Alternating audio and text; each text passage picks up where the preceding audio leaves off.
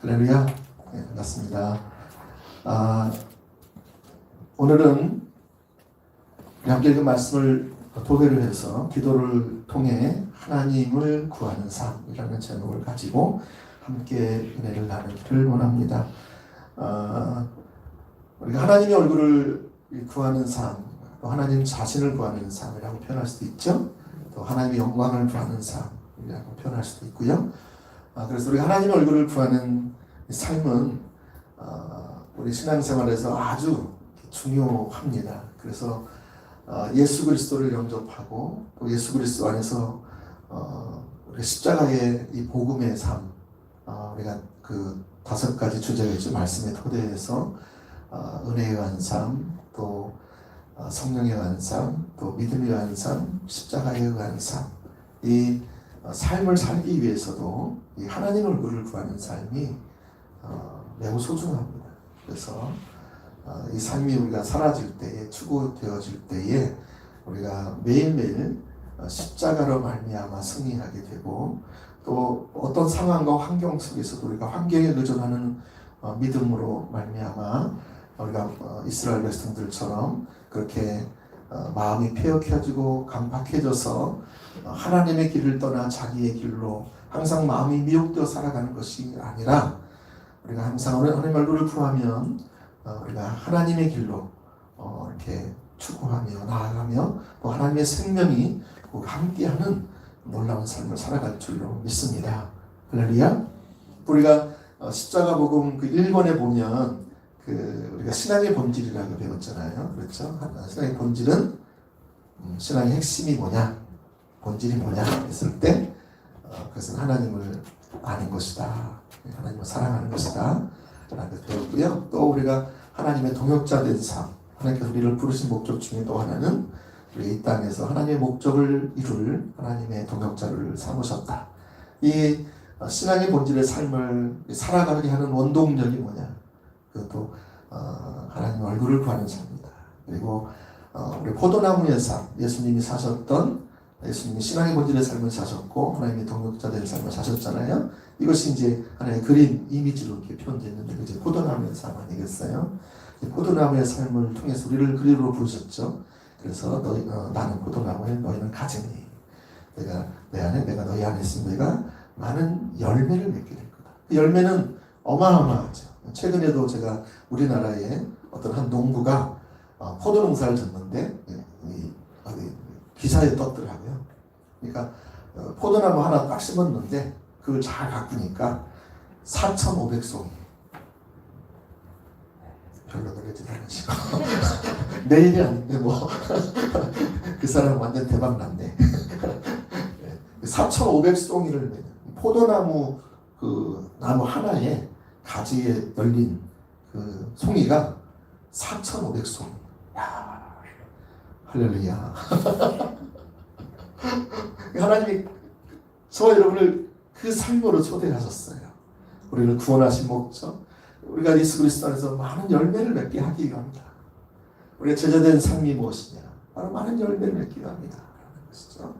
그래서 하나님 영광을 드러내고, 그래서 열방이 하나님의 영광을 보고, 하나님이 죽으신 하나님, 하나님을 활동하지 않는 하나님, 하나님은 성경 속에 갇혀 계신 하나님인 줄 알았는데 하나님이 진짜 살아계시네. 그걸 만방에 드러내서 열방이 주를 보고 죽게 돌아오는 그 부흥을 위해서 저와 여러분들을 세우셨다, 부르셨다. 지금 비전하고 계신다. 할렐루야. 그래서 소망이 있습니다. 하나님 가실 거니까 반드시. 아멘. 그 포도나무의 삶을 살기 위해서도 하나님의 얼굴을 구하는 삶이 필수라는 거죠. 또 우리가 하나님 중심적인 삶을 사는 것도 마찬가지죠. 하나님 중심적인 삶, 자기 중심적인 삶을 살지 않고 하나님 중심적인 삶을 통해서 우리가 하나님께서 우리를 만드신 목적, 그래서 하나님의 목적을 위해서 살아가고 하나님의 자원으로 살고 하나님의 길을 따라서, 하나님의 방법을 따라서 살아가는 삶을 통해서 하나님이 함께 하시는 삶, 이런 놀라운 삶을 살기 위해서 또 아주 중요한 것이 무엇이냐, 그것은 하나님의 얼굴을 구하는 삶입니다. 여러분, 제가 전에 언제 어디죠? 거제도 혹시 가보신 분 계십니까? 참 아름답잖아요. 거기 저희 새물교성에 속한 그 교회도 있는데 농석교회라고. 근데 그 거제도를 가려면 반드시 어디를 통해서 가야 된다? 가신 분 아시죠? 어느 대교? 예, 거가대교를 아주 기가 막히게 해놨어요. 다리를. 거가대교를 타고 가야 우리가 거제도에 가서 놀라운 그 환상적인 몽환적인 그것을 이렇게 경험도 하고 또 감격도 하고 힐링도 되고 그렇죠. 그러니까 우리가 부산에서 그리 가야 거제도의 실제를 가서 볼 수가 있는 것처럼 그 다리를 통해서 갈 수 있죠. 또 배를 타고도 갈 수 있겠죠. 또 비행기를 타고 갈 수 있는 가는 방법은 세 가지. 더 있을 수도 있겠지만 어떤 사람은 잠수보가 막 그냥 가지고 평소 갈지 모르겠지만 아무튼 이 거제도로 가는 길에는 세 가지가 있어요. 그러니까 예를 들면 우리가 십자가 복음이 부산이다 생각하시고 하나님 신앙의 본질이 부산이다. 근데 이것이 이제 진짜 이것을 경험하기 위해서 실제가 되기 위해서는 저기 거제도로 가야 돼. 그게 목적이야. 그걸 가려면 길이 몇 가지라고요? 세 가지 길이 있다. 하나는 비행기 타고 또 하나는 그 거가대교 타고 또 하나는 배 타고 갈 수 있어요. 그렇죠? 그런 것처럼 우리가 하나님의 얼굴을 구하는 삶을 통해서 하나님을 만나는 삶, 우리 십자가 복음이 실제가 되는 삶, 신앙의 본질이 실제가 되는 삶을 살기 위해서는 이 세 가지 수단이 있다는 것이에요. 수단. 첫 번째는 뭐라 말씀드렸어요? 예배다, 찬양과 경배. 찬양과 경배를 통해서 우리가 하나님을 만날 수 있어요. 어떻게? 하나님의 얼굴을 구함을 통해서. 그래서 우리가 숱하게 지난 한 6개월 동안은 계속 줄기차게 같이 배웠어요. 예배가 많이 회복되셨나요? 할렐루야? 네. 회복이 안 되셨나? 그리고 지난 두 주간을 통해서 두 번째 수단, 우리가 이렇게 하나님을 만나는 또 두 번째 수단이 뭐라고 그랬어요? 네, 말씀 묵상을 통해서다. 말씀 묵상. 말씀 묵상을 통해서 우리가 하나님을 만날 수 있어요. 아멘? 오늘 많은 사람들이 하나님을 만나지 못하는 이유가 있는데 그것은 바로 자기중심적, 주관주의적 성경 묵상을 하기 때문에 그렇다. 다시 말하면 하나님께 초점을 두고 하나님을 구해 성경 말씀을 통해서 묵상을 통해서 하나님을 구해 나가야 되는데 그게 아니라 그냥 성경 자체를 읽고 묵상하면서 자기 해석, 자기 적용으로 끝나는 초점이 자기에게 있는 거죠. 초점이 하나님께 가 있어야 되는데 그러니까 큐티를 하는데 하나님의 음성을 못 들어. 성경을 통해서 말씀하시는 하나님은 지금도 아침부터 저녁까지 우리에게 말씀을 하시는데요. 주되게 말씀하시는 통로가 뭐예요? 성경이죠. 성경. 그것을 통해서 우리가 가장 주된 것, 이 광맥을 우리 너무 소홀히 하고 또 잘못된 방법으로 말미암아 하나님의 음성을 듣지 못하니까 우리가 방황하고요. 자기 뜻대로, 자기 마음대로, 자기 감정대로, 상황이 열리는 대로 환경을 따라서 다른 사람이 하는 대로 그냥 흉내내면서 삶을 살아가면서 하나님과 진정 누려야 할 진정한 만남, 진정한 행복, 진정한 능력, 진정한 거룩한 삶, 진정한 그 기름 부음의 삶, 그래서 하나님께서 말씀을 통해서 내 삶 가운데 하나님 행하시는 거 동참하고 그래서 그때 하나님의 하나님 능력으로 그리 이루시는 삶, 그것을 실제로 경험하지 못하는. 그래서 여러분 저는 참 감사한 게 요즘에 좀 어제도 깨닫게 됐는데 하나님께서 저희 교회 가운데 부흥을 주시겠다. 특별히 청년부를 통해서 주시겠고 청년부를 통해서 중고등부나 또 아동부나 또 우리 남성 여성교회 또 우리 아까 나이 드신 어르신 분들 이분들이 이제 몸은 허약하지만 마음은 독수리와 같아서 새 발톱을 지금 다 장착해가지고 이제 남은 100년을 50년을 사시려고 준비하시는 분들 이런 분들 가운데 있는데 이 부흥이 그렇게 우리 교회 전 교회 더 퍼지겠다. 그리고 그 교회 가운데 퍼진 이 부흥이 이 지역사회와 또 지역 캠퍼스와 또 지역 도시와 이웃 도시와 또 더 나아가서 나라 전체에 그 부흥이 올 것이고 또 이 나라를 넘어서 대만이나 중국이나 또 일본이나 또 넘어가서는 남아공이나 또 유럽까지 해서 중동 이르기까지 또 북아메리카, 남아메리카까지 미칠 그 거대한 부흥이 시작되었다고 말씀하셨는데 중요한 것은 청년부 안에서 일들을 하시겠다. 참 너무 감사하죠. 그래서 우리가 하을 예를 통해서 계속 하나님 얼굴을 구하는데 하나님이 얼마나 함께 하신지 몰라요. 예배가. 그리고 청년부 예배에서 드려지는 것도 다 물론 다른 모임에서도 마찬가지지만 하나님께서 참 얼마나 그 찬양과 경배를 드리는데도 많이 함께 하시고요. 전에는 그랬어요. 아니 주일 낮 예배 드려서 찬양 경배는 한 3, 40분 드려도 충분히 드렸는데 또 무슨 찬양을 또 드리냐. 오후 2시에 또 모이면 찬양하잖아요. 또 드리냐 해서 불평하고 막 그러고 있었어요. 근데 지금은 그게 아니고 하나님이 정말 아까워하세요. 찬양 가운데 함께 하셔서 임재하셔서 그리고 말씀 끝나면 우리가 큐티를 해요. 전에 새로 왔던 어떤 자매가 그랬대요. 야, 이 자매는 교회 처음 다녔는데 처음 와봤는데 신기한 게 있대. 뭐냐 그랬더니 큐티를 하는데 10구절 큐티 하잖아요. 근데 한 사람씩 돌아가면서 얘기하는데 뭘 할 얘기가 많니? 아니 10구절 읽고 나서 그럼 좀 더 다르게 너무 신기하다는 거예요. 야, 세상에 이런 일이 그렇게 모르겠다더라고요. 큐티를 통해서 하나님께서 말씀하시는 것이 무엇인가를 찾고 이 말씀의 의미가 무엇이고 이 말씀이 하나님 관점이시고 내가 뭘 말씀하시고 뭘 지적하시고 뭘 내가 돌이키기 원하시고 뭘 새롭게 하기 원하시는가. 그래서 같이 나누다 보면은요 시간 가는 줄 모르고 그리고 같이 또 삶을 이렇게 나누는 거죠. 같이 기도하고 삶을 나누는 거죠. 근데 여러분 하나님이요 그 예배를 그 주도해 가시더라고요. 시작부터 끝까지 여러분 이들의 삶이 변하겠어 안 변하겠어요? 정말 청년부 안에도 막 놀라운 일이 일어나고 있어요. 하나씩 감사하죠. 할렐루야. 네. 청년부에서 많이 기도해 주시고요. 네. 그리고 또 그런 또 다른 또 우리 오이코스나 또 다른 모임에서도 계속 그런 일들이 일어나는 걸 제가 듣고 있어요. 그래서 감사하고 정말 부흥이 다른 게 아니다. 저는 부흥이 먼 곳, 막 큰 거, 아주 그냥 그 획기적인 어떤 뭐 사건, 저는 이런 걸 늘 생각을 했었는데 사실 부흥은 가장 우리 안에 가장 가까이 와 있더라고요.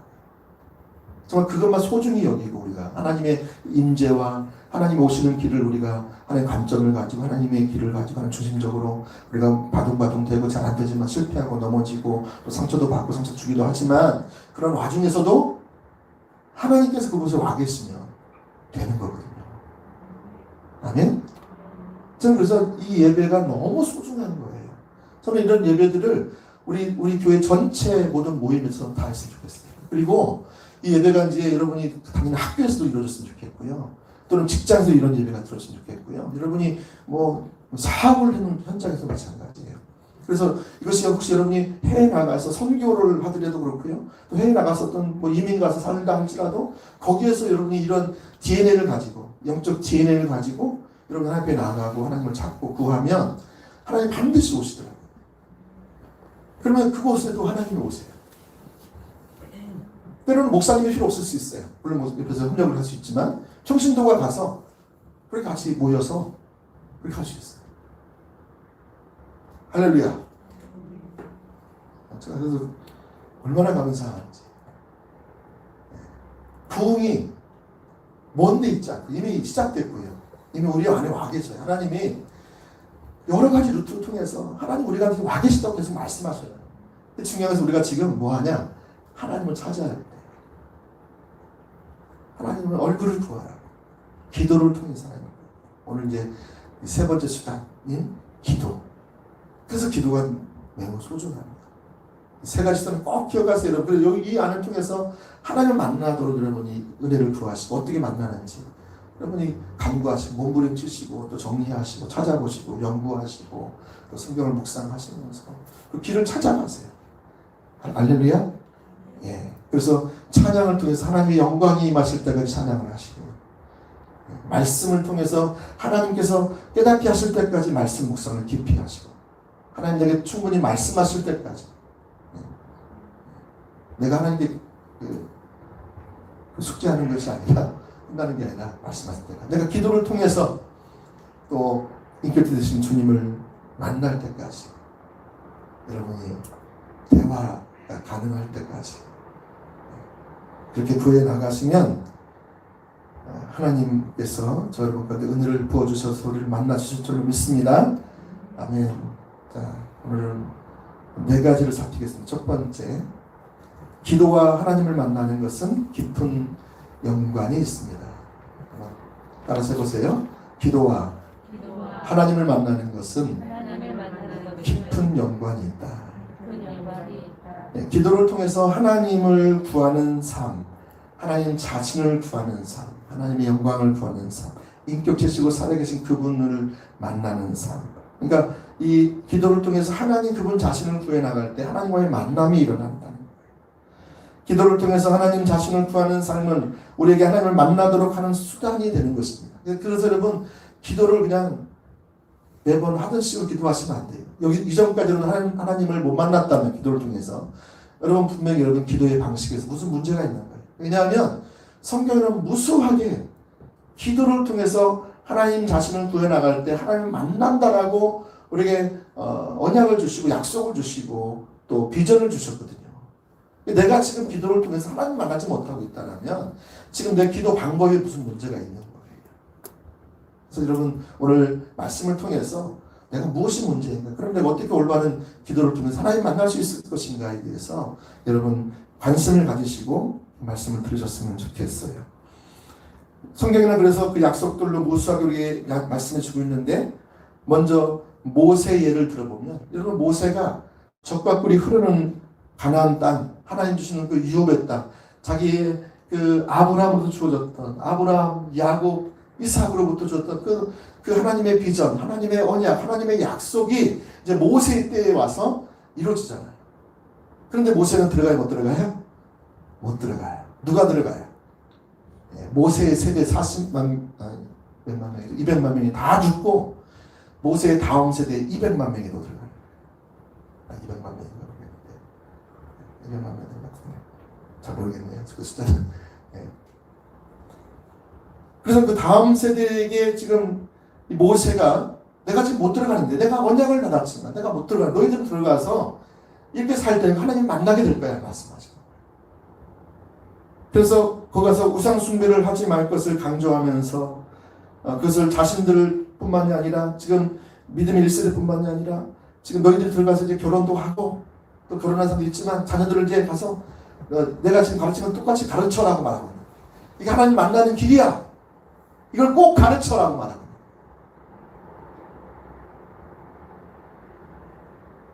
거예요. 거기 온 힘을 쏟아 부으라고 모세가 강조하고 있어요. 여러분 우리가 자녀들이 이 땅에서도 축복받고 하나님과 함께 동행함을 통해서 평생을 하나님과 동행하고 하나님 뜻을 이루는 삶, 그런 삶을 살 뿐만이 아니라 그 자녀를 영원한 생명으로 인도하는 그 유일한 길, 그것을 지금 모세가 그 여호수아 세대에게 지금 당부하고 있는 거예요.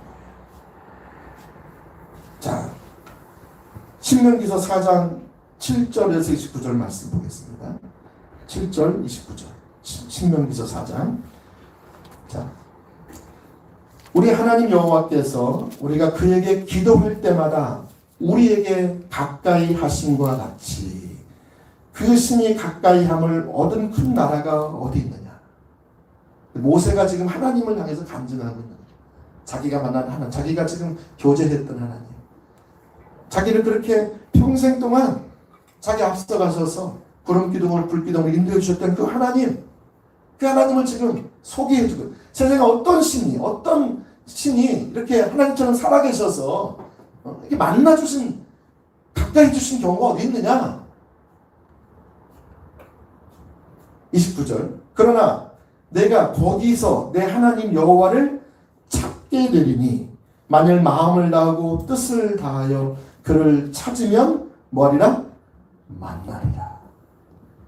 여기서 지금 7절에도 보면 우리가 그에게 기도할 때마다 하나님께 가까이 하시겠다, 찾아오시겠다, 만나주시겠다 말씀하세요. 그리고 29절에도 보니까 거기서 내 하나님 여호와를 찾게 되며 기도하면서 하나님 그분 자신을 그분의 얼굴을 구해 나가면 그분을 반드시 만나게 될 거라. 이것을 너가 분명히 인식하고 너희 자녀들도 그렇게 살아가도록 거기에 온 힘을 쏟아. 네가 사는 날 동안 거기에 네가 온 삶을 들여 거기 투자해 라고 말하고 있는 거예요. 여러분 부모들은 우리가 해야 할 것이 뭐가 있겠어요? 우리가 하나님 만났던 그 하나님을 기도를 통해서 만났던 말씀을 통해서 만났던 예배를 통해서 만났던 그 하나님을 이 아이들이 그렇게 살아갈 수 있도록 그 믿음을 전수해 줘야 되지 않겠어요? 그러니까 여러분 지금 내가 살고 내가 지금 못 만나고 있다라며 나만의 문제가 아니에요.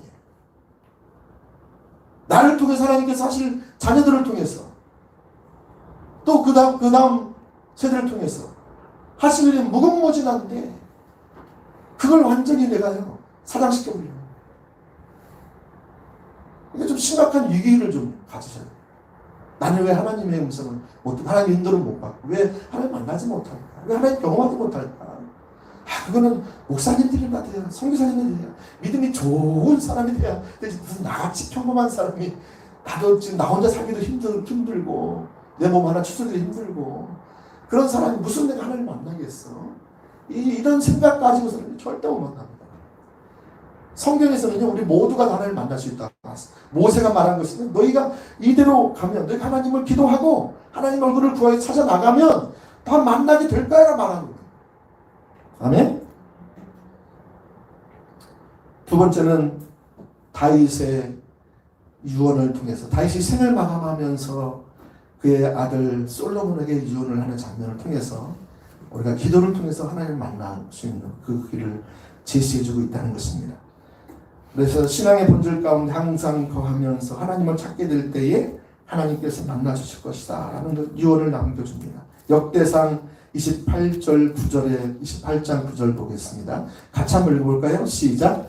내 아들 솔로몬아 너는 내 아버지의 하나님을 알고 온전한 마음과 기쁜 뜻으로 섬긴다는 예배한다는 거죠. 여호와께서는 모든 마음을 감찰하사 모든 의도를 아시나니 내가 만일 그를 찾으면 만날 것이요 만일 내가 그를 버리면 그가 너를 영원히 버리리라. 이게 마지막 유언 때 하는 말이에요. 여러분 우리가 부모의 마음이 어디 있겠습니까? 자녀가 정말로 형통한 삶, 정말 하나님과 함께 형통한 삶, 복된 삶, 아름다운 삶, 하나님이 창조하신 그 의도와 목적이 이루어지는 삶, 하나님과 동행하는 삶, 그 삶을 살아가는 것이 이런 목적 아니겠어요? 그래서 그 자녀에게 이 길을 얘기해 주는 거예요. 내가 내 아버지 하나님을 알고 내가 만났던 하나님을 네가 알지 않냐? 내가 어떻게 살았는지 알지 않냐? 내가 하나님께 얼마나 많이 물었던 거 알냐? 기도했던 거 알지 않냐? 내 소망이 뭔지 알지 않냐? 하나님 아름다움을 구하여 그의 성전에 그 임재가 안에 머물러서 그가 그게 항상 그에게 물었다. 다윗은 그런 삶을 살았다는 거죠. 네가 그런 거 내가 그러니까 알자니까 너도 그렇게 살고 이 자녀들 그렇게 살아야 돼. 여러분 또 세 번째는 이제 솔로몬 왕이 직접적으로 그것을 말씀합니다. 솔로몬 왕이 솔로몬 성전을 하나님께 봉헌하면서 그가 신앙의 본질 가운데 거의 있던 시절 이제 그 왕이 되어서 초기의 사역이죠. 그러니까 말기 중기에 가서 이제 타락하잖아요. 이방인들을 막 1,000명이나 막 데려가지고 막 거기 그리 가져온 우상을 막 드라미 이런 우상들을 섬기다 보니까 마음이 나눠지고 하나님만 온전히 섬겨야 되는데 분이 따라가다 하다 보니까 그걸 못 섬기고 타락하게 되고 그렇잖아요. 그런 초기에 그가 하나님께 봉헌 기도를 드리는 장면에 이렇게 말하고 있어요. 이스라엘 백성들이 하나님을 떠나서 죄를 범하고 징계를 받아서 전염병이 돌 때에 이렇게 기도하라는 거예요. 이렇게 하라는 거예요. 역대하 7장 14절에서 16절까지 말씀 보겠습니다. 내 이름으로 일컫는 내 백성이 그들의 악한 길에서 떠나 스스로 낮추고 기도하여 그렇죠? 전염병이 돌 때에 온 나라에 맺힐 전염병이 돌 때에 거기서 기도하고 스스로 경배해서 기도하고 내 얼굴을 찾으며 보세요. 기도와 얼굴을 구하는 게 같이 가잖아요. 내가 하늘에서 듣고 그들의 죄를 사하고 그들의 땅을 고칠지라. 뭐예요? 하나님이 그들 가운데 찾아오시겠다. 만나주시겠다. 임하시겠다. 회복시키겠다. 반드시 치유하겠다. 그들을 부흥의 세대로 세워갈 거다. 하나님이 이거 말씀하신 거 아니겠어요? 이제 이곳에서 하는 기도에 내가 눈을 들고 귀를 기울인 일이니, 자, 하나님께서 우리가 기도할 때 하나님께 들으신다는 거죠. 눈을 들고 귀를 기울인다. 이는 내가 이미 이 성전을 택하고 거룩하게 하여 내 이름을 여기에 영원히 있게 하였습니다. 하나님 마음이 이 성전이 뭐예요? 하나님 얼굴을 기도하고 하나님 얼굴을 구해서 기도하는 장소잖아요. 이렇게 거기 하나님께서 마음을 두겠다. 그렇게 찾아오는 그 백성에게 내가 귀를 기울이겠다. 그들이 하는 기도에 내가 귀를 기울이겠다고 말씀하신 거예요. 내 눈과 내 마음이 항상 여기에 있습니다. 하나님 마음과 눈이 어디에 있다고요? 하나님 얼굴을 구해서 기도하는 그 사람에게 있다는 거예요. 하나님의 관심은요, 오직 거기에 있어요. 하나님 온 땅을 두루 감찰하사 자기를 전심으로 찾는 자에게 능력을 베푸신다. 하나님의 마음과 하나님 눈은 어디에 가 계신다고요? 성전에 나와서 하나님을 얼굴을 구하면서 기도하는, 언제까지? 하나님 하실 때까지. 네 번째, 예레미야에서도 마찬가지입니다. 29장에서 보시면 여기서 기도하는 것과 하나님 만나는 것이 깊은 연관이 있는데 29장 13절에 보시면 이렇게 나와 있어요. 너희가 온 마음으로 나를 구하면 나를 찾을 것이요 나를 만나리라. 자, 내가 온 마음으로 나를 구하면, 나를 찾으면 내가 찾게 될 것이고 나를 만나게 될 것이고. 근데 이 찾게 되는 그 수단이 뭐냐면 뭐예요? 12절에 보면 이렇게 나와 있어요. 같이 한번 읽어볼까요? 시작. 너희가 내게 불을 지지며 내게 와서 기도하면 내가 너희들의 기도를 들을 거야. 기도가 얼마나 중요한지.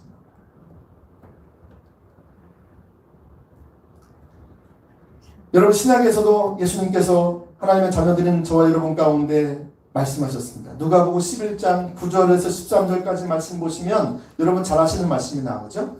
너에게 이르노니 구하라 그러면 너에게 주실 것이요, 찾으라 그러면 찾아낼 것이요, 문을 두드리라 그러면 너에게 열릴 것이다. 구하는 이마다 받을 것이요, 찾는 이는 찾아낼 것이요, 두드리는 이에게는 열릴 것입니다. 하나님의 얼굴을 구하여 하나님께 나와 기도하고 그분을 찾으면 반드시 만납니다. 그래서 예수님께서 이제 뭐라 말씀하냐면 11절부터 너희 중에 아버지 된 자로서 누가 아들이 생선을 달라 하는데, 지금 아들이 와서 자기에게 간절히 찾고 구하는데 누가 생선 대신에 뱀을 주겠냐? 알을 달라 하는데 전갈을 주겠냐? 13절 너희가 악할지라도 좋은 것을 자식에게 줄 줄 알거든. 이 세상에서도 악한 부모라도 자식에게는 좋은 것을 주려는 것이 부모의 본성이죠. 그렇죠? 근데 하늘에, 하물며 하늘에 계신 너희 아버지께서, 여러분 이 세상에서 가장 좋은 것을 주기 원하는 게 부모의 마음이에요. 자녀에게. 그렇죠? 근데 하늘 아버지, 하물며 하늘 아버지는 이 세상뿐만 아니라 영원한 세계에서 가장 좋은 그 선물을 저와 여러분에게 주기를 원하시는 믿으시기 바랍니다. 이게 하나님 마음이에요. 예수님도 주셨는데, 하나밖에 없는 독생자 예수님도 아끼지 아니하시고 저와 여러분을 주셨는데, 이 세상을 떠나서 영원한 세계에서, 이 3차원 4차원 세계에서 가장 귀한 것을 주시겠다는, 그게 뭐예요? 하물며 너희 하늘 아버지께서 구하는 자에게 뭘 주시지 않겠느냐? 성령을 주지 않겠느냐. 성령 하나님 자신이에요. 이보다 큰 게 어디 있을까요? 여러분, 우리가 이제 하나님 나라에 들어가면 의의 멸류관, 생명의 멸류관을 받을 건데 그게 뭐예요? 하나님 자신이에요. 히브리서 11장 6절에도 보시면 하나님께 나아가는 자는 그가 반드시 계신 것과 그에게 상을 주실 것을 알아요. 그 상이 뭐예요? 하나님 자신이에요. 하나님 이처럼 저 여러분 가운데 하나님 자신을 주시기를 너무 원하신다고요. 무엇을 통해서? 기도를 통해서 하나님 얼굴을 봐. 근데 여러분, 이게요, 우리 인생에서 가장 소중한 거예요. 예수님도 말씀하셨어요. 하나님의 사람들의 대표적인 사람들 그렇게 얘기했고요. 예수님을 더 말할 것도 없이 말씀하셨어요. 이게 얼마나 중요한 얘기예요.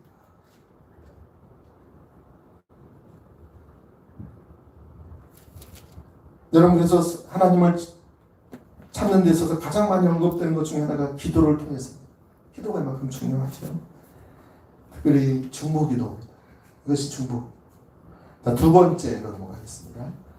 근데 왜 하나님을 구하는데, 왜 기도하는데, 찾는데 왜 하나님을 만나지 못할까? 자, 왜 그럴까요? 분명한 이유가 있다 말씀드렸잖아요. 전에 제가 전도사 때 제가 천안에서 전도사 사역을 하고 목사 안수받고 부목사 사역도 감당했었는데요. 그때 우리 고3 아이 하나가 교회에 나왔어요. 얘가 이제 주일날 한 번씩 나와서 엄마 따라서 나오긴 했는데, 근데 어느 날 보니까 얘가 새벽 기도를 나오기 시작하는 거예요. 그래서 제가 깜짝 놀래가지고, 아니 얘가 왜 새벽 기도를 나오나? 그랬어요. 그래서 나중에 알아보니까 부모님한테 물어보니까 이 아이가 이제 수시가 얼마 안 남은 거예요. 시험이 얼마 안 남은 거예요. 이제 자기가 하나님 살아계신 걸 믿는데 자기가 열심히 기도하면 하나님 뭐 하신다? 자기를 반드시 대학에 들어갈 거다. 이런 확신을 가지고 그 고3짜리 아이가 시간을 쪼개가지고 잠을 막 새벽에 매일 나와서 기도를 결심하더라고요. 나중에 수능 끝나고 나서 그 아이가 어디 갔냐면 교회에 아예 안 나오더라고요. 왜 안 나온가 했더니 그 아이가 자기가 아무리 기도해도 하나님은 응답하시지 않는 거예요. 거짓말쟁이. 그래가지고 상처받아가지고요. 아주 신앙생활을 그냥 잘못하더라고요. 여러분, 그 하나님이 잘못한 겁니까? 이 아이가 잘못한 겁니까? 이 아이가 잘못한 거죠. 자기 뜻대로 자기의 소원을 이루기 위해서 하나님 앞에 나가서 기도한 것이죠. 하나님은 어디에만 응답하세요? 하나님의 뜻대로 하는 기도. 하나님의 뜻대로 하는 기도. 우리는 무엇을 기도해야 할지 잘 몰라요. 그래서 성령께서 우리 연약함을 아시고 우리를 도우신다고 말씀하세요. 로마서 8장 26절. 그렇죠? 이 아이의 중대한 실수는 오히려 그것을 통해서 내가 뭐가 문제지? 왜 이게 하나님께서 이렇게 말씀하면 왜 안 됐지? 해서 성경을 다시 한번 보고 성경에서 말씀하시는 하나님은 무엇이고 왜 하나님의 기도응답을 어떻게 응답해 주셨고 또 많은 믿음의 성신들은 어떻게 해서 기도응답을 받았을까? 어떤 하나님 만났을까? 이것을 찾아 나갔다면 오히려 그는 그 시험 떨어진 게 그에게 큰 복이 됐을 거예요. 그러나 하나님과의 관계가 더 친밀해지게 될 거예요. 그가 영적인 거성이 됐을지 모르겠어요. 근데 지금은 제가 잘 모르는데 여러분 이렇게 우리가 기도에 대해서 이 편견을 가지고 있으면 과거에 이렇게 해봤더니 안 되더라. 또 저 같은 경우 처음에 저희 목사님은 죄송합니다. 이거 하나님께 참 제가 회개하고 그랬는데 이렇게 했었어요. 하나님은 좀 쫀쫀한 하나님 같아. 이렇게 했어요 제가. 왜냐하면 하나님 기도하면 좀 크게 좀 한 번에 확 좀 해주면 얼마나 좋아. 근데 꼭 필요한 그것만 딱 채워주시는 거 있잖아요. 그러니까 내가 참 하나님은 참 너무 좀 쫀쫀한 하나님이다. 스스로 이렇게 생각을 했던 거예요. 나중에 그걸 회개했죠. 하나님 얼마나 아까 말씀드린 그런 하나님이에요. 나에게 모든 걸 다 주기 원하시는 분인데 하나님 자신을 주시기를 너무 기뻐하시는데 제가 하나님 몰랐던 거죠. 저는 목회하면서 때로 성도님들이 그래요. 하나님을 구해야 된다. 기도해야 된다. 그래서 설교를 무수히 들었다는 거예요. 그런데 자기는 하나님의 음성도 안 들리고 하나님 뜻도 잘 모르겠고 하나님을 만나는 거 고사하고 안 된다는 거예요. 그래서 어떤 성도는 더 이상 기도를 하지 않거나 타협을 하거나 또 이 아이처럼 마음을 완전히 줘버려서 하나님은 아무리 기도해도 응답해 주지 않는 분, 이렇게 생각을 한다는 것이죠. 근데 여러분, 중요한 것은 우리가 하나님을 구하는 것에 대한 설교를 아무리 많이 듣고 때로는 반복적으로 듣고 심지어 하나님을 찾는 것에 대해서 그것을 내가 배우고 가르친다고 할지라도 하나님을 만날 수 있는 것이 아니라는 거예요. 우리가 기도를 통해서 하나님 자신을 실제적으로 구해야 만날 수 있는 거예요. 그러려면 내 목적과 내 계획과 내 뜻이 다 내려져야 돼요.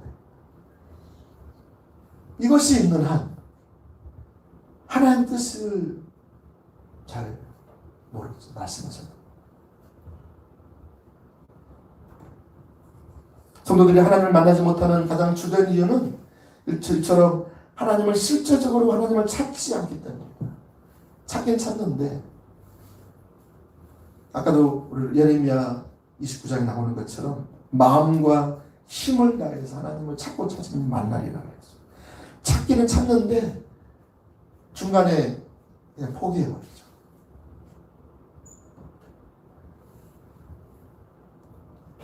그래서 여러분, 우리는 너무 하나님을 급하게 내 때에 내 수준으로 맞춰서 응답을 받아내려고 그래요. 그러니까 막 하나님 안 해주시면 이제 막 떼쓰고 또 안 해주시면 막 그냥 금식기도도 하고 작정기도도 하고 막 그러잖아요. 야이처럼 같이 설교도 안 나오는 데가 나와버리고 네? 막 지금 급하게 좀 자기 목적이 있거든요. 그걸 이뤄야 되겠거든요. 네. 근데 중요한 것은 내가 다 준비가 됐다고 해서 하나님 임하시는 것이 아니에요. 그렇죠? 하나님 주권자시죠. 하나님의 때에 임하시죠. 그래서 중요한 것은 우리가 그때까지 하나님이 임하실 때까지 하나님 응답하실 때까지 포기하지 않고 하나님을 신뢰하며 지속적으로 하나님의 얼굴을 구하는 것이 매우 중요하다라는 것입니다. 아멘. 네. 그래서 어떤 분들은 또 이렇게 나름대로 하나님을 찾는 데 있어서 매일 시간을 정해놓고 성경도 읽고 또 하나님의 동행하는 삶에 대한 설교도 듣고 또 교회에 정기적으로 나와서 기도도 하고 또 예배도 드리고 또 주님을 찾는데 하나님의 만남이 이루어지지 않는 경우도 있다고 해요. 왜 그럴까요? 네. 왜 만남이 이루어지지 않을까요?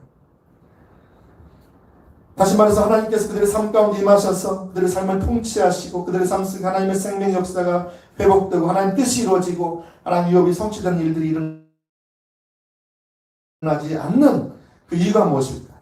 그 이유는요, 자기중심적인 삶을 살기 때문에 그래요. 자기중심적인 삶을 여전히 살면서 삶의 패턴이 자기중심적인 삶. 그러니까 우리가 교회를 나오기 전에는 우리 다 자기중심적인 삶을 살잖아요. 교회 나와서 예수님 믿고 나서 또 어떤 분들은 계속 그 예수 믿기 전에 삶의 방식과 가치관과 자세와 태도와 추구하는 바가 똑같을 수도 있어요. 그러니까 교회 나오기 전에는 부처를 믿거나 유교를 믿거나 하다가 이제 교회 와서는 신만 바꾼 거예요. 그리고 나머지 삶은 다 똑같아요. 하나님께 왜 나오느냐? 왜 기도하느냐? 그 자기가 원하는 것, 자기가 생각하는 것, 자기 방법과 자기의 자원과 자기의 목적을 위해서 살아가는 그것을 이루려고 하나님께 열심히 기도하고 성경도 보고 또 때로는 예배도 하고 애통해서 울기도 하고 해요. 근데 중심이 거기에 있는 거예요.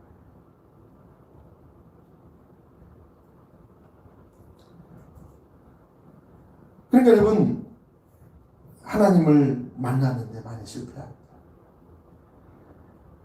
여러분들은 오늘날 우리나라에 너무 팽배한 그런 신앙관을 보십니까? 우리가 하나님을 다 믿는다고 하고 사도신경 주기도문을 다 외우고 얘기하는 하나님의 말씀을 다 들이댔지만 실제적으로는 융통성을 가지고 살아가는 게 최고야 그런 말입니다. 특히 직장 생활을 하시는 분들은 하나님 말씀대로 사는 것이 얼마나 어려운가를 알아요. 그래서 융통성을 발휘해야지. 이게 무슨 말이냐면 합리적으로 해야지라고 생각해요. 합리적인 생각을 따라 해야지. 여러분, 합리적인 생각으로 하는 그것은요, 철저한 인본주의입니다. 하나님이 인본주의를 얼마나 싫어하신 줄 아시죠? 죄를 더하는 거다. 이사야 30장에 보니까 너희가 하나님을 묻지 않고 하나님을 의지하지 않고 네가 이 아수르 군대가 막 북이스라엘 집어삼킨 그 아수르가 막 지금 너희 유다 땅에 오고 있으니까 이들이 막 정신 차려가지고 야 우리가 이들만 큰일 나겠네 해가지고 어떻게 했어요?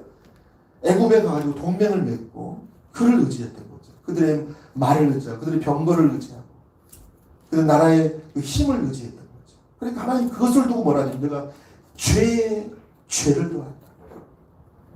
죄를 한 번 네가 죄를 더하는구나. 이것도 큰 거잖아. 근데 죄에 죄를 더한다는 거예요. 이게 인본주의예요. 하나님 묻지 않아서 기도하지 않아서 하나님 찾아서 기도해야 되는데 안 되니까 자기 생각대로 자기 방법대로 합리적인 성을 따라서 어떻게 하면 우리에게 이득이 될까. 여러분 나중에요 애굽이 하나도 그들에게 도움이 안 됐어요. 아시죠? 완전히 잘못 짚은 거예요. 겉에 볼 때는 그들이 자기에 큰 도움이 돼서 아수르를 견제해서 어떻게 할 줄 알았는데 하나도 도움이 안 됐어요.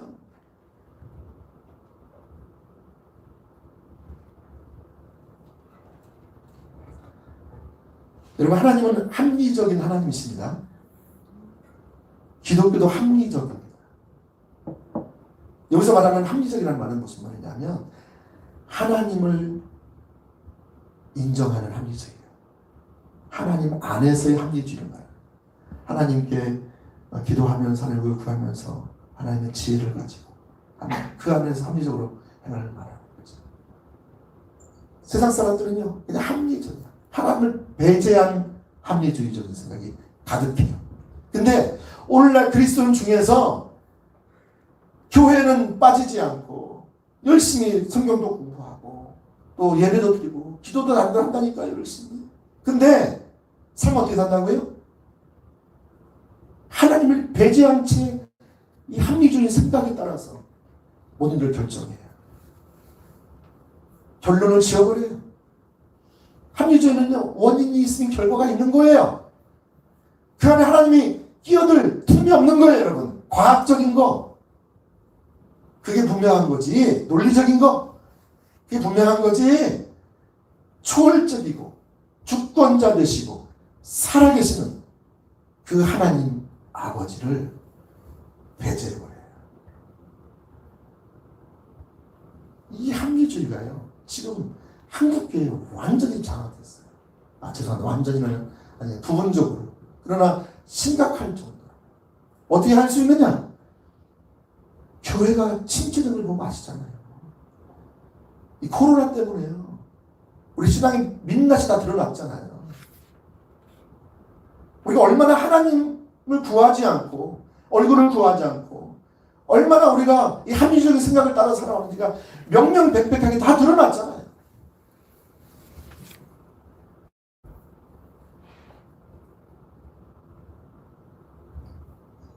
애굽을 의지했던 게 다 드러나잖아요. 그게 내게 아무런 힘이 되지 못했던 게 드러나잖아요.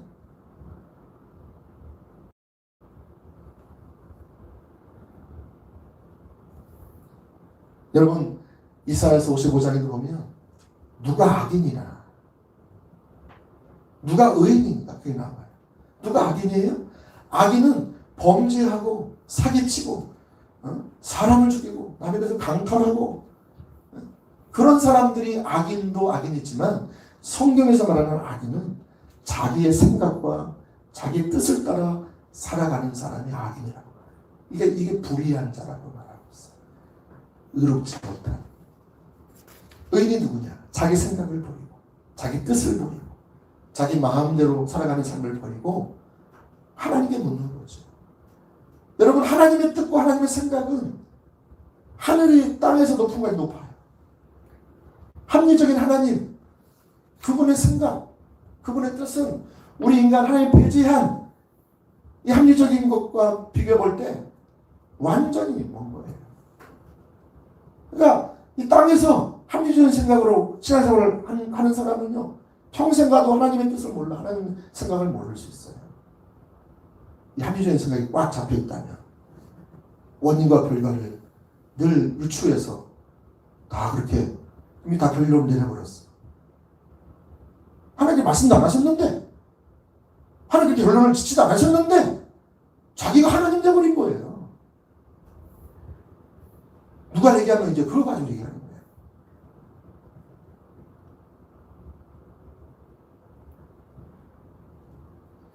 그래서 여러분, 많은 성도들 중에 자기중심적인 삶을 얘기하면은요, 굉장히 싫어하고 부담스러워요. 왜냐면 자기들이 살고 있거든요. 이게 부담스럽고 내가 싫어서 친다 이러면요, 빨리 내가 지금 여기서 돌이켜야 된다는 생각을 하셔야 돼요. 하나님이 어디에 돌아오시냐? 하나님이 누굴 만나주시느냐? 누구의 기도를 들어주시느냐? 자기 생각을 버리고, 자기 뜻을 버리고, 합리적인 하나님을 배제한 융통성을 버리고, 하나님 말씀 앞에 정직하게 내가 그러한 자를 고백하면서, 은혜를 구하면서, 부족한 모습 그대로, 실패하는 모습 그대로, 깨어진 모습 그대로 주 앞에 나오는 그 사람을 주님이 만나주세요.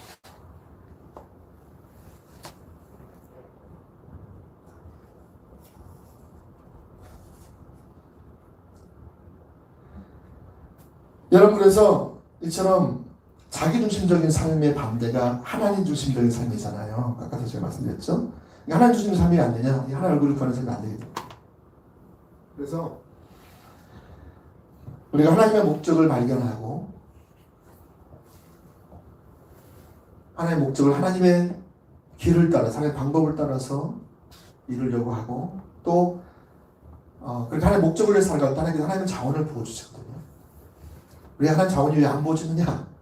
하나님의 목적을 따라 살지 않기 때문에, 자기 목적을 따라 살기 때문에. 그래서 하나님 중심적인 삶을 살게 되면 하나님 관점이 열려요. 하나님의 생각, 하나님의 뜻이 깨달아져요.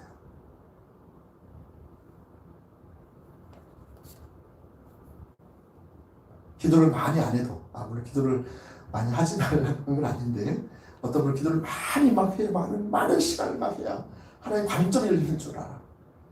여러분, 우리 마음이, 우리 자세가 하나님과 올바른 관계성 속에서 우리가 하나님 중심적인 삶, 하나님을 추구하고 하나님의 자원으로 살려고 하고 하나님의 길을 따라서 하나님의 목적을 이루려고 하나님을 찾고 구하는 그런 자세를 갖고 있다라면, 우리 기도를 좀 못해도요, 기도가 좀 부족해도요, 하나님께서 깨닫게 하세요.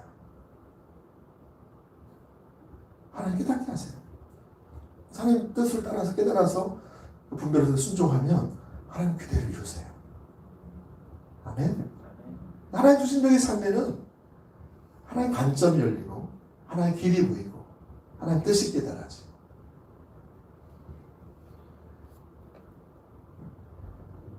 그래서 자기 생각 인구에 이게 여실히 드러나요. 이게 얼마나 자기 생각이, 얼마나 융통성, 얼마나 현실에 입각한 어떤 데이터를 가지고 어떤 결론을 내렸는데, 그거는 너무너무 잘하는데 하나님의 음성, 하나님의 관점, 하나님의 길을 몰라요. 하나님의 자원을 사는 사람 얘기해봤자 그런 내 삶하고는 전혀 무관해. 내가 하나님 자원을 내가 경험한 본 적이 있어야지. 내가 하나님의 목적을 살아야 하나님의 자원이 부어지는데, 그렇죠? 여러분, 그래서 우리 하나님 중심적이 되면 하나님의 마음을 알게 돼요.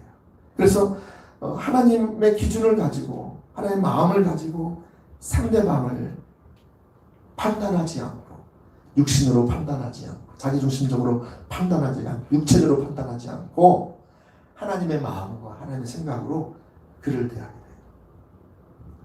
부부생활,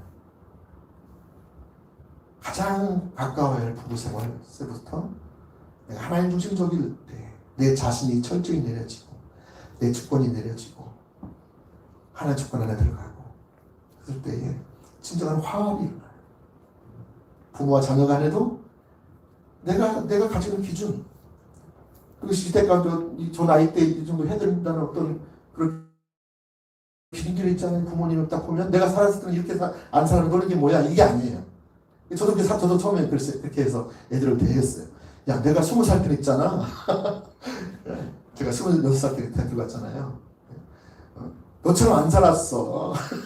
너는 지금 뭐 하는 거야 도대체? 정신 차려? 이렇게. 그게 맞는 말이잖아요. 근데 제가 볼 때 맞는 말이야. 이 아이한테는 맞는 말 아니에요.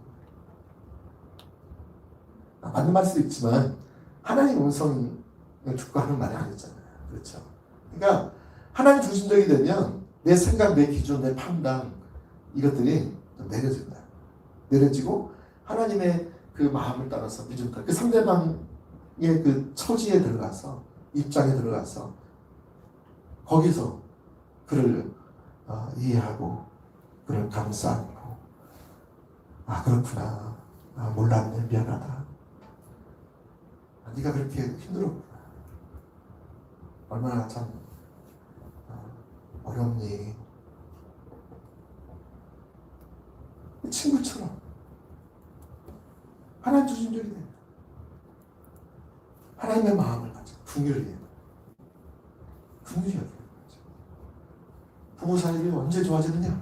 하나님의 마음을 가져 하나님 긍휼히 여길 때 참 고생이 많네. 나 만나서 참 고생 많네. 우리 아내가 계속 끄덕끄덕 하고 있어요. 옆에서. 그래, 진작 얘기하죠, 이제. 죄송해요. 내가 참 철이 늦게 들어가지고. 여러분, 진정한 화합이 일어나고 자녀 간에도 진정한 소통이 일어나고요. 직장에서도 그리고 하나님의 마음, 단마음으로 서로를 섬기려고 하고 상급자를 향해서, 하급자를 향해서도 우리가 그 마음으로, 주님의 마음으로 접하면은요, 진정한 연합이 일어나죠. 하나님이 일어나죠. 거기에 하나님 믿지 않는 사람들이요, 하나님을 경험하게 되죠. 그 한 사람을 통해서 하나님 중심적으로 반응하는 하나님의 성품을 나타내서 그 성품 하나님을 살아계실지 모르는데 그 사람 만나고 보면 이상하게 뭔가 다른 게 있는 거죠. 그래서 하나님의 사랑을 접촉하게 됩니다. 지난 주간에 고린도서서 3장 말씀을 묵상하는데 하나님께서 우리를 대하시는 그 마음이 얼마나 절절히 느껴지는지, 그래서 하나님, 나를 향하신 하나님의 마음, 그 사랑, 하나님 나를 기뻐하시는 것을 참 제가 얼마나 행복한지 몰랐어요.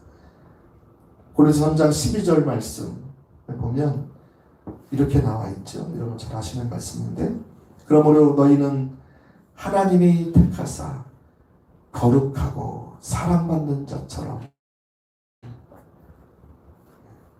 이 단어에 제가 꽂혔어요. 하나님 우리를 영원 전부터 선택하셨어요. 우리가 부모님 뱃속에 태어나기 전부터, 이 세상이 창조되기 전부터 하나님은 우리를 영원 전부터 우리를 창조하시고 선택하셨어요.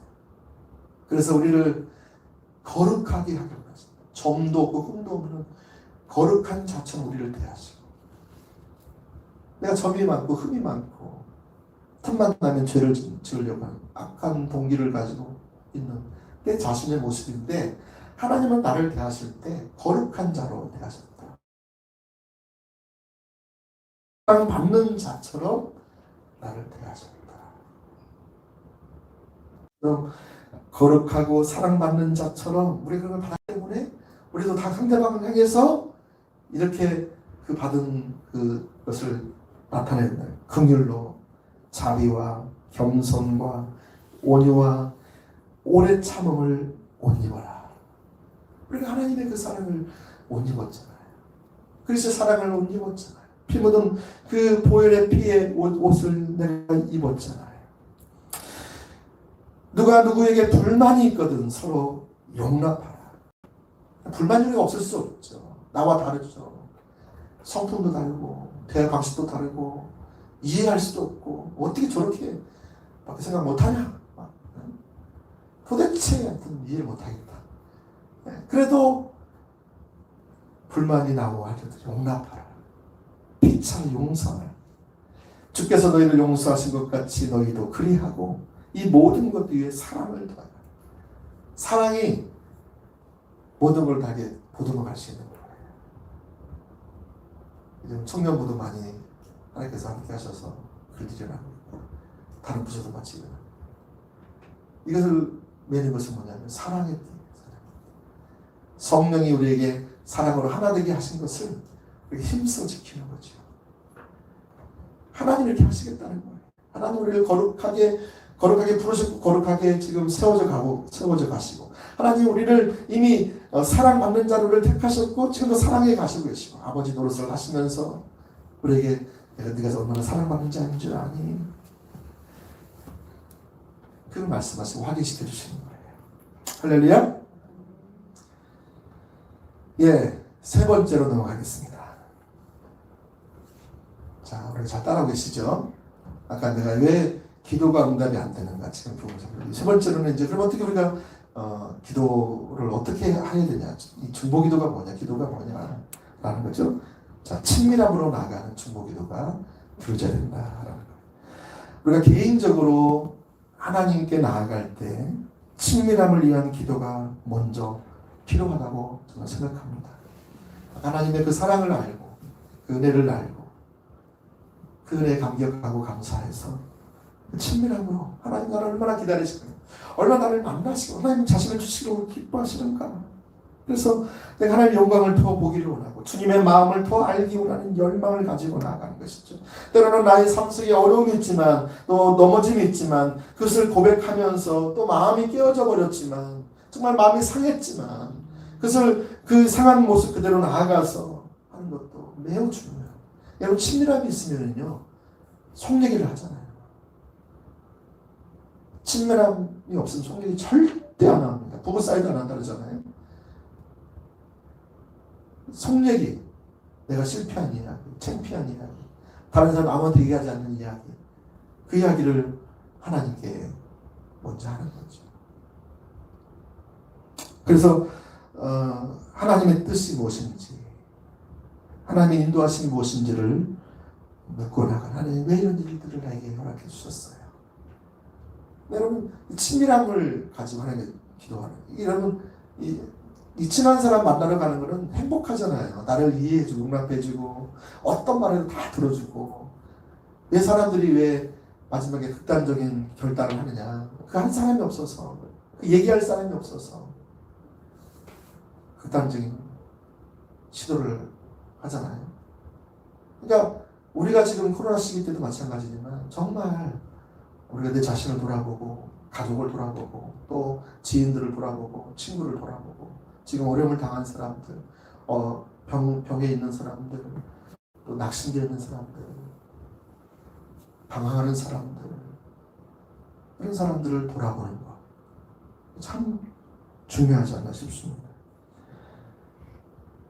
여러분, 이 친밀함으로 나아가는 이 중보기도는 뭐냐? 중보기도는 다른 말로 말하면 하나님의 얼굴을 구하는 기도다 할 수 있고요. 하나님 나라 부흥을 위해서 기도하는 것이다. 그러니까 중보기도하면 보통 우리는 어떻게 생각해요? 다른 사람을 위해서, 다른 나라를, 우리나라를 위해서, 우리 지체들을 위해서 뭐 기도하는 것, 그것도 중보기도라고 생각하죠, 보통. 근데 성경에서 말하는 중보기도는 하나님 얼굴을 기도하며 나가는 기도이고 하나님 나라 부흥을 위해서 기도하는 것이고 하나님의 뜻이 이루어지기 위해서 기도하는 것이고. 여러분 그래서 우리가 주기도문을 가지고 중보기도하면 좋아요. 주기도문. 그렇죠? 앞에 세 가지가 나와요. 하나님 예수님께서 말씀하신 너는 이렇게 기도하라. 하늘에 계신 우리 아버지여 이름이 거룩히 여김을 받으시오며. 첫 번째 이름이 거룩히 여김을 받으십시오. 하나님. 중보기도죠. 온 땅 가운데 열방 가운데 하나님의 이름이 높아지고 합니다. 그래서 하나님을 이름이 떨어지게 만드는 우리의 죄악들을 용서해달라. 두 번째 뭐죠? 하나님의 거룩히 여기심을 받으시오며 나라의 임하옵시며 하나님의 나라가 이 땅 가운데 이루어지기 원합니다. 하나님의 통치가 이루어지기 원합니다. 주님, 그래서 이 나라가 임하여서 정말로 우리가 문화명령에 순종하고 지상대명령에 순종하는 주님 오실 때까지 현재적으로 임하신 그 하나님의 나라를 통해서 하나님의 뜻이 더 이루어지고 영혼들이 또 살아나고 또 병든 영혼들 치유되고 또 시험된 영혼들도 또 치유되고, 예.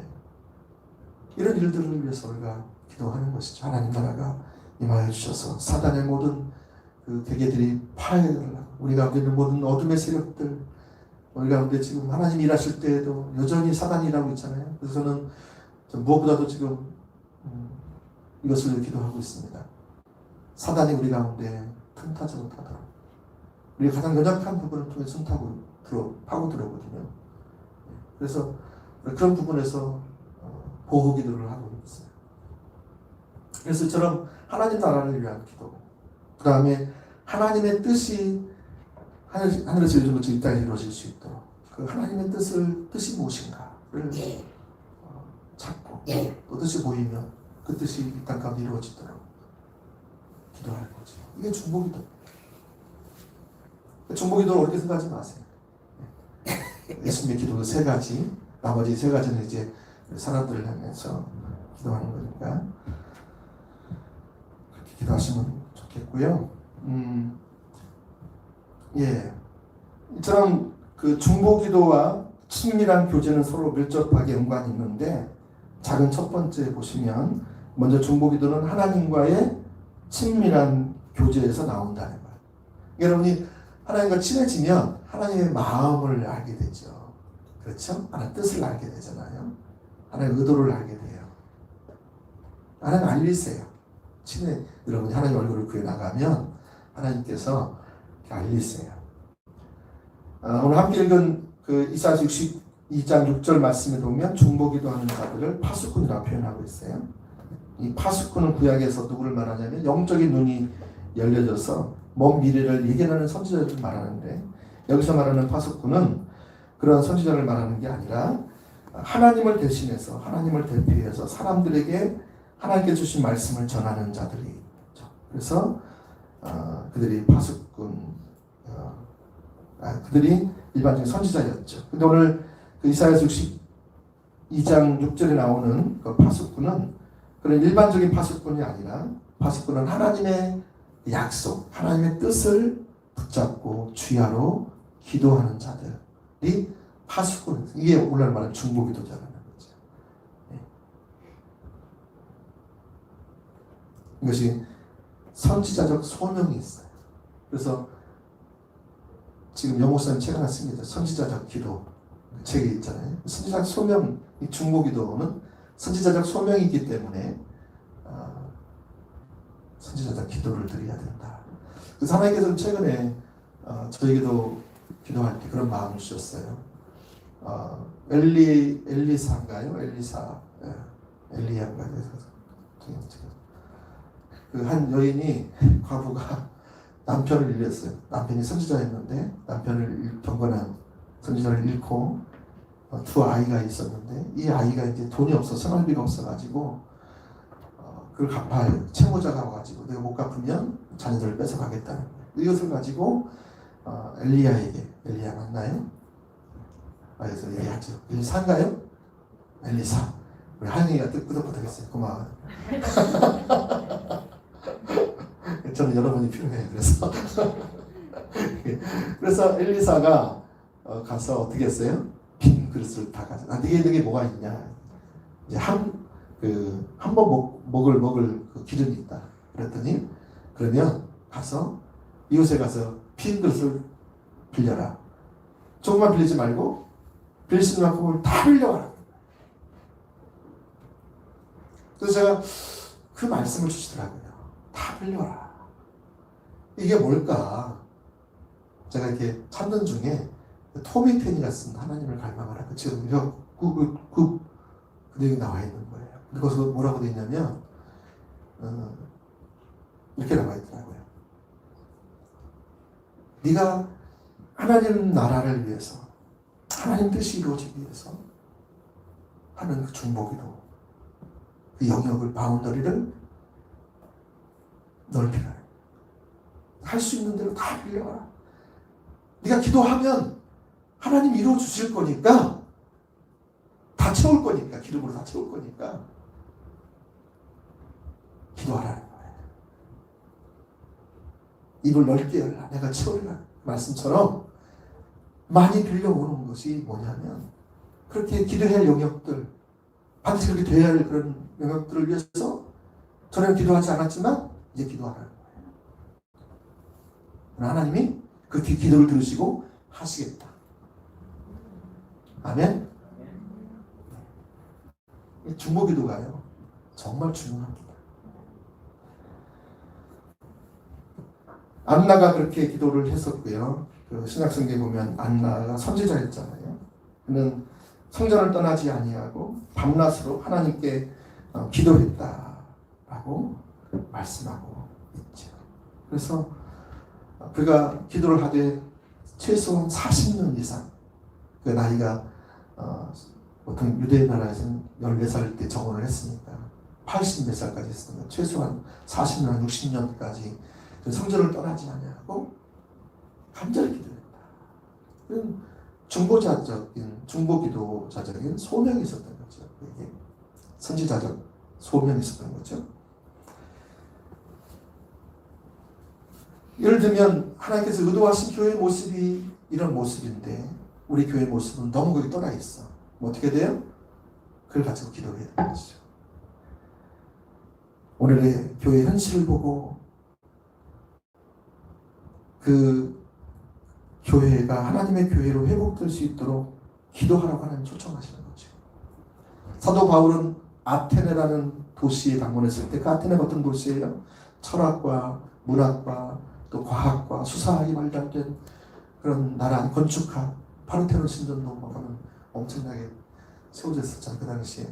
그런 도시에 우상이 가득한 것을 보고 이 바울이요 막 경노했더래. 분노가 아니라 경노. 이 땅이, 이 나라가, 이 도시가 하나님의 도시, 하나님의 나라, 하나님의 땅이 되어야 되는데 우상으로 가득 차. 얼마나 우상이 많았어요. 우상을 많이 섬기는지 여러분. 경로했어요.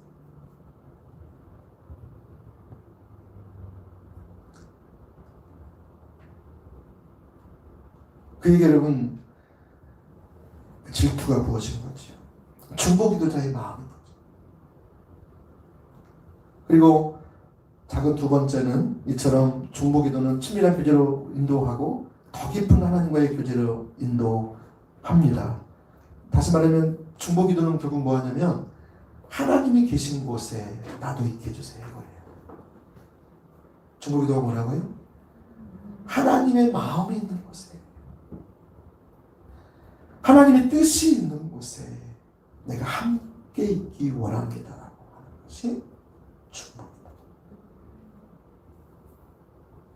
그래서 하나님의 목적과 뜻이 우리에게 보여질 때 그 뜻과 목적이 이루어지도록 우리가 그 일에 동참하는 방법은 여러 가지가 있죠. 우리의 삶을 조정하는 거죠. 희생과 봉사와 또 섬김으로 동참하고 헌금으로 동참하고 이렇게 여러 가지 방법으로 동참할 수 있고요. 그거 못지않게 중요한 방법이 중보기도를 먼저 동참하는 거죠. 하나님, 하다 보면 주님께서요 말씀하세요. 어떻게 내 동참될지가 보여요. 그러면 내가 먼저 동참하는 거죠. 다른 사람 동참 안 해도 하나님 뜻이면 그게 나를 통해서 그리고 하나님께 다른 사람에게도 그게 확산되기도 하고요. 그래서 하나님 뜻이 이루어져요. 이제 네 번째입니다. 마지막 네 번째. 이것이 참 중요한데 시간이 다 됐네요. 그래서 잠깐 읽고 마치겠습니다.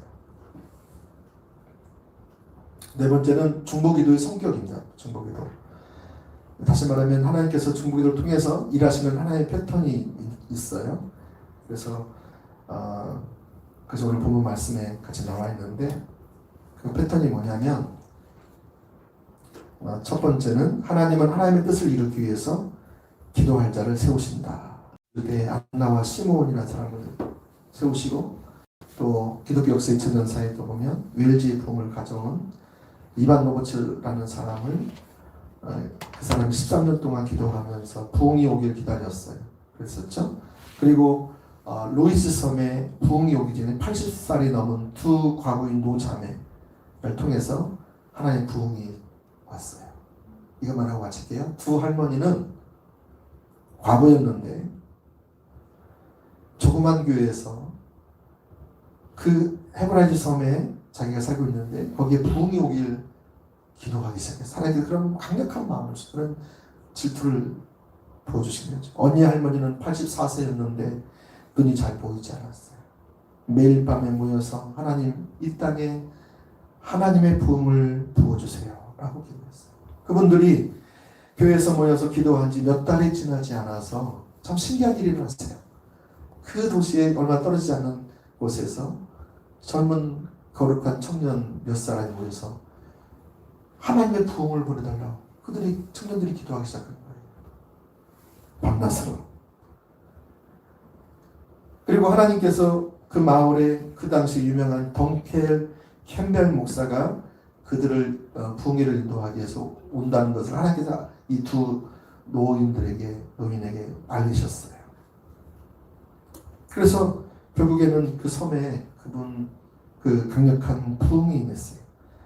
캠벨 목사님의 집회 이후에 하나님의 무서운 임재가 그 마을에 임하게 되었고, 죄에 대한 통해 자복이 있었고, 그로부터 그 부흥이 마을을 넘어서 옆마을로 막 불이 번지듯이 막 삽시간에 전 그렇게 공동체가 변화될 때까지 1949년에서 1953년까지 약 4년간 부흥이 계속 일어났던 거예요. 집에 있다가 갑자기 어떤 사람은 성령님이 막 임해서 강한 죄책감을 막 누려져서 고꾸라져서 하나님 앞에 나가고 회개하고 하나님께 돌아가는 일이 일어나고, 또 어떤 이들은 길을 가다가 성령에 압도되어서 그 자리에서 무릎을 꿇고 기도하고, 어떤 사람들은, 많은 사람들은 막 경찰서에 막 몰려 들어가가지고 나를 감옥에 넣어달라고 그래가지고 막 목사님 부르고 내모자가 부르고 막 난리가 나고, 또 그 당시에 많은 사람들이 매주일 교회에 3명 4명 나오던 교회가 매주일 막 교회 꽉 차고요. 그런 사람들을 운송을 하려고 외부에 있는 다른 도시에 있는 버스가 와가지고 막 계속 들어오는 거예요. 그래서 술집들이 문을 닫아버렸어요. 그래서 새벽 2시, 3시까지도 계속 예배가 끝나지 않고요. 이로 인해서 그 마을뿐만 아니라 여러 지역에서 기도회가 마을 생활의 중심이 되어버렸어요. 여러분, 부흥은 하나님으로부터 오는 겁니다. 부흥은 하나님 보는데 누구를 통해서 오시냐면, 하나님 반드시 저는 부흥을 위해서 기도할 자를 먼저 세우세요. 부흥이 오기 전에 이 나이 드신 두 분처럼 80세, 84세 되신 이런 두 사람, 14살 먹은 그 이반 로봇, 이 부흥이 오는 데는요, 그 사람들의 그 형편, 처지, 지식 수준, 뭐 있고 없고 그건 상관이 없어요. 그래서 여러분, 나이가 먹었다고 해서 하나님은 나를 안 쓰시겠다 생각하지 마세요. 저는 요즘 하나님께서 계속 그런 기도를 드리고 있어요. 하나님, 우리가 은퇴해서 더 하나님께 더 많이 쓰임받게 해주세요. 할렐루야. 이전보다 살아왔던 삶보다 이제 은퇴하면 더 많이 자유로워질 거 아니겠어요? 그때 남은 시간들을 통해서 안나와 시몬처럼 성전을 떠나지 말고 주야로 약속하신 것이 이루어지도록 기도하고, 또 하나님 말씀하신 동안 섬기고. 조지 물러가 여러분 90세가 넘은 것까지 그렇게 총명한 영성을 가지고 하나님의 음성을 듣고 고아들을 섬기고, 그 시대에 전 세계 나가서 복음을 전하고 하나님 길을 전하고.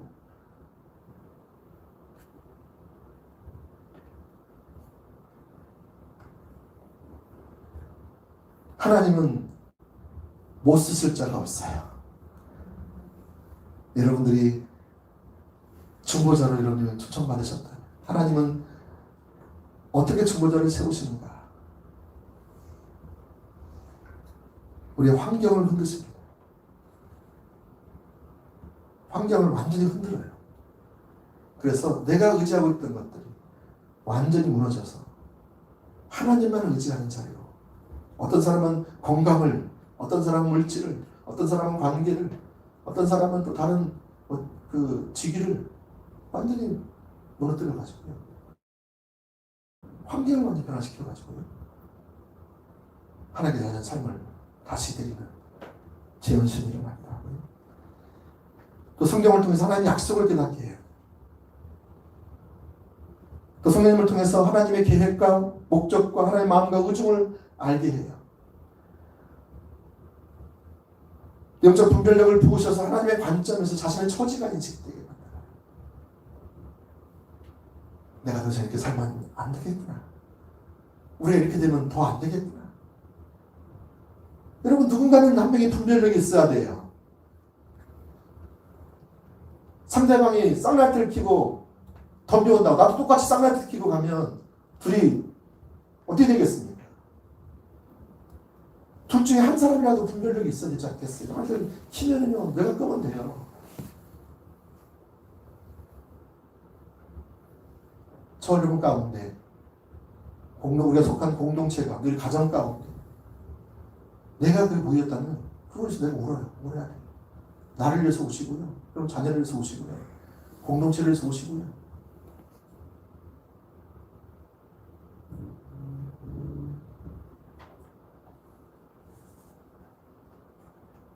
그럼 하나님 들으시고 하나님 일하실 거예요. 아멘. 저 여러분이처럼 주복이 될 자의 그런 삶으로 우리 모두가 다시